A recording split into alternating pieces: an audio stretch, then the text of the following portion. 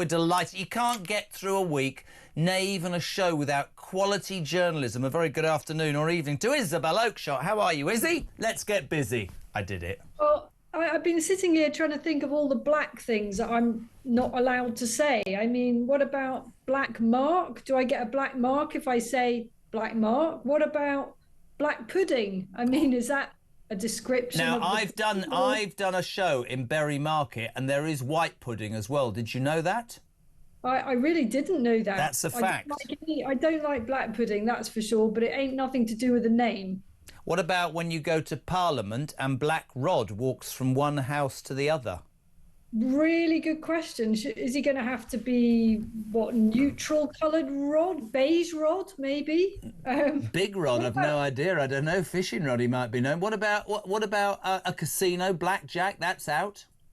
What about Black Prince Road in London, somewhere up North London? Black Prince Road, is that going to have to be Beige Prince Road?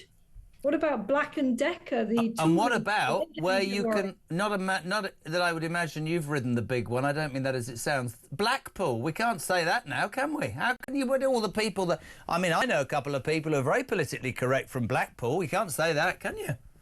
So are we now coming to the point where black just isn't allowed to be a word anymore? I mean, do you know my entire team are now in hysterics because apparently I've said something that I patently didn't mean to say. I know you did, and I just glossed right over it. You know, the team guys, come on. Get a grip, you immature, childish people. Isabel and I go back a long way. Isabel, thank you so much indeed. My God, where do we start? I don't want to start with Starmer and think. I want to just talk about the madness. Let's actually change that. You'll love this. This will be right up your street. Ed Miliband, or Millipede, or Millisqueed, or whatever, our Energy Secretary, is apparently hiring a taxpayer-funded photographer, which I think is the giveaway, despite previously criticising politicians who did the same. He slagged off David Cameron in 2010. The Department for Energy Security and Net Zero, run by the former bacon-eating idiot, is advertising for a photographer to produce images that grab headlines and stand out on social media. I don't want to be rude, but he's probably the most unphotogenic person in the world. But this is the whole stuff, isn't it? This man who wants to steal land from farmers and build wind farms and end up with no electricity. I said something earlier. I'd love your response to this. Well, he's hiring a photographer. I bet you within 11 months there'll be blackouts. Oh God, you can't say that in this country, but you know what I mean, right? Yeah, absolutely. I don't think he needs any help of a professional photographer to create memorable photographic moments. I mean, the bacon sandwich is only one of them. Who was the banana? Was that him? Was the banana eating image him, or was it his brother? It might have been his brother. But basically, the Milibands are gawky creatures. They don't need professional photographers to attract all the wrong kinds of attention. And, you know, I don't know whether really expensive taxpayer-funded snapper is going to be able to improve Ed Miliband's image. It's all down to what he's actually doing to our country, and no amount of putting a glossy look on that is going to cover up for the fact that he's a complete and utter net zero nutter. I thought you were going to say something. Listen to that. A complete and utter net zero nutter. How did I come up with that? There we go. NZN. No, but true. And actually, on a serious note, whatever I think about Starmer, I'm pretty amazed. Again, another example of how this government seems to not really have their hand on the pulse of the British public, because I understand that the bedwetters all go, ooh, let's see if they claim it. But most people I know go, yes, but there's quite a lot that needs doing, like our hospitals, our GPs, our unemployment figures, our immigration problems. We have a here and now problem, and this obsession that a country that provides just 1% of carbon emissions should be leading the world simply to salivate the ego of Miliband and his dodgy crew is to me extraordinary. But this is the same day that We've also the HM. Have you heard about the woke Navy today, Isabel? Have you heard that story? It's brilliant. Royal Navy chiefs have come under fire for dropping plans to name a new attack submarine after the Battle of Agincourt, because apparently if they do that, well, we beat the French, as we always beat the fence-sitters, as I call them. So this is an astute submarine, a lot of money, very, very important. We're going to call it HMS Achilles, because that might offend the French. And no truth, by the way, so far that the rumour in town that Waterloo Station's being renamed tonight in honour of the French is going to happen. So this is genuinely the crap that we deal with in this country whilst the world's going through what it's going through. Sorry, did you say that we're going to call it HMS Achilles? Yes. Did you say? Yes, killed by Paris in the Trojan Wars. That's ironic, isn't it? Is that for real? Are you serious? HMS Achilles. Right, listen to me. You think I'm making this up? I do actually. No, it will now be called HMS Achilles. Instead, Grant Shapps, the former Defence Secretary, said the name change was nothing short of sacrilege amid speculation. It's probably been undertaken because of fear of offending the French government. I'm not making that story up. I've been doing it all afternoon. I mean, calling something that's supposed to be a source of fear and terror to our enemies Achilles is not the smartest move, is it really? But it won't offend anybody, that's the nice thing. Well, it'll just make us look ridiculous, though, and I think we're already doing a pretty good job of that on the international stage. We don't need any more symbolic reminders of it. That's I think the thing that I take out of these shows increasingly, Isabel, is that I actually do feel that we are across the world beginning to be laughed at, and I hate that as somebody who's proud to be British. I genuinely do hate that. It is. It's sort of almost worse than that. I mean, I talk a lot to people from all over the place. I'm currently in the Middle East, and there are a lot of people in this part of the world that still look up to Britain or want to look up to Britain, but are so saddened by, they're almost pitying of us. They're kind of like, what are you doing? What's happened to you? Yeah. It's so sad. They actually, these are the words I hear the most often. It's so sad what's happened to your country. And it's interesting, isn't it? Which builds into this argument that I have that for years we always were the leaders, right? The Industrial Revolution, whatever it is, and there's still that stupid belief, I think, amongst the bedwetters that, not stupid, actually, that would be unfair. They're all or nothing. I think that there are many reasons, many examples that this country has led. I think we were the first to deal with the Ukraine crisis and we did great. But I think politicians of all parties, and certainly some do, some don't, need to look at what's happening in this country. And with all the problems that we've got, when you've got a government interested in small talk and petty ideological crap, and you've got a government that's interested in appeasing the globalists but doing nothing at the moment for its own people, that's when trouble brews. And I'm with you, it's embarrassing. I mean, let's bring it to Trump. It's good, isn't it? I'm going to ask you what I asked somebody earlier. He apparently had a very civil phone call with Sir Drury Starmer and agreed to visit Britain soon. He's playing him, isn't he, Isabel? He's playing him like a good one. Well, there's not going to be any love lost between those two. I mean, Starmer will have that usual sneery lefty sense of superiority, moral superiority over Trump. Let's be honest, Starmer despises Donald Trump. Most of Starmer's government despise Donald Trump.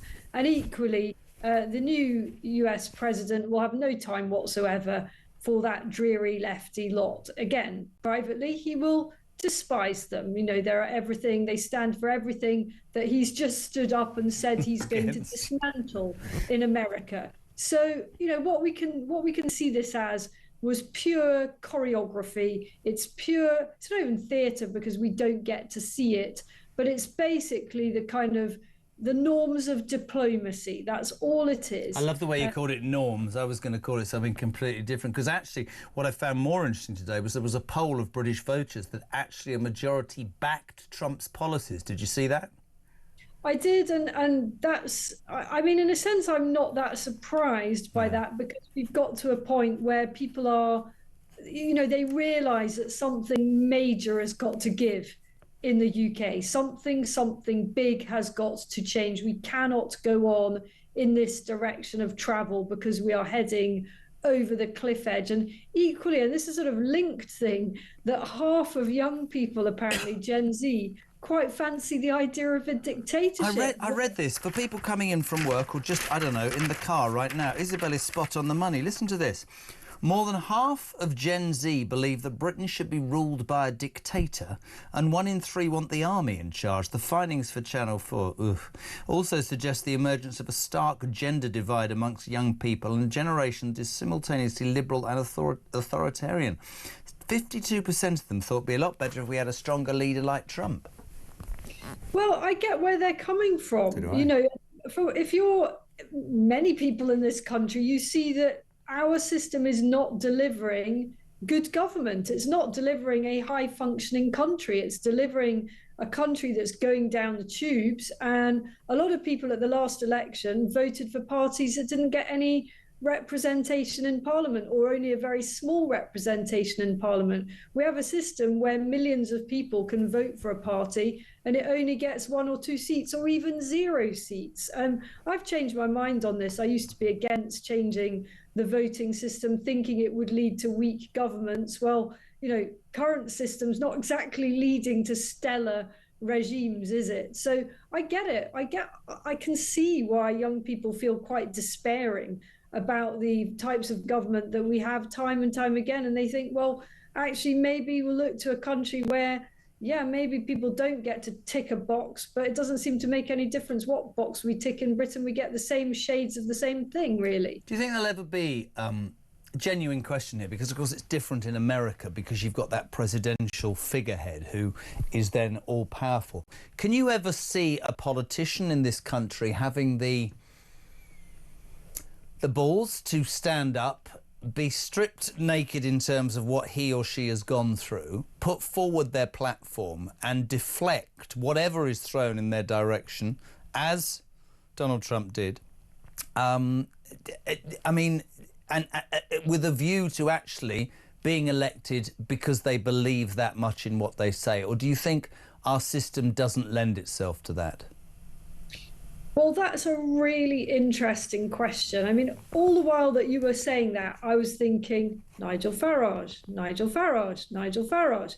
But Nigel Farage, if he wants to become Prime Minister, has also got to kind of tailor his message to modify his message to some extent, because politicians in our country just do. So he can't stand. But actually, more than that, jumping in for a reason, this is exactly the point of me asking the question. Do you feel that because of the system we have, that you would have to become a little bit more centrist or politically adept or whatever, I don't know the better way to describe it, to get elected? Do you think it's possible to not really sell any of your principles down the river, so to speak, and stand as in your face as Donald Trump does, being as antagonistic, honest and completely disinterested, whatever you throw at me, accuse me of this, accuse me of that, this is what I believe? Do you think a politician could get elected being that strong in the UK? I personally don't, which I think is a shame.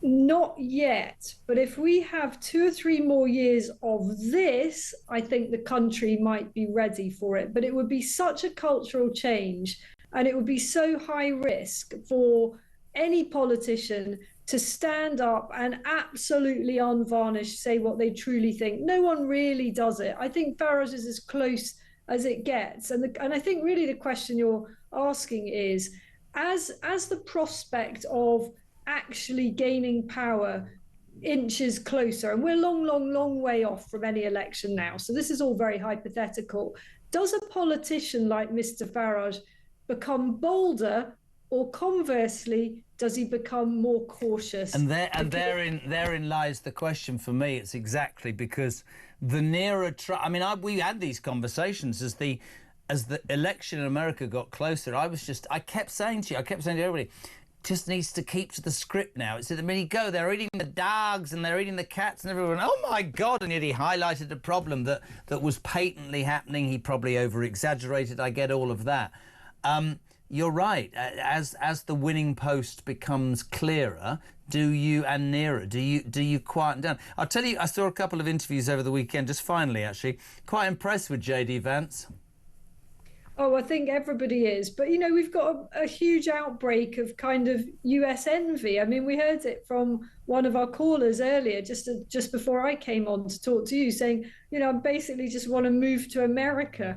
And that's how people are feeling at the moment. Now, that will probably die down a bit. Trump's going to make some big mistakes. He is Trump, you know. So I remember hearing one of our other contributors calling him a hand grenade on legs. I mean, he is going to explode at some point.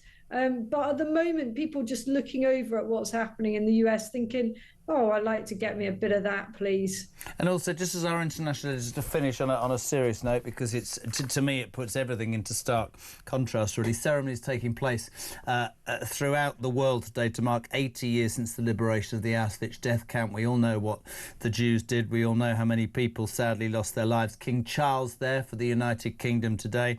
For me, apart from, you know, the humility of watching that and what I think about the Jewish nation, I have many, many Jewish friends. I then hark back to the crap and the insignificant ideological rubbish this country seems to be associated with. And I look back and I think what those people went through, and it breaks my heart, really.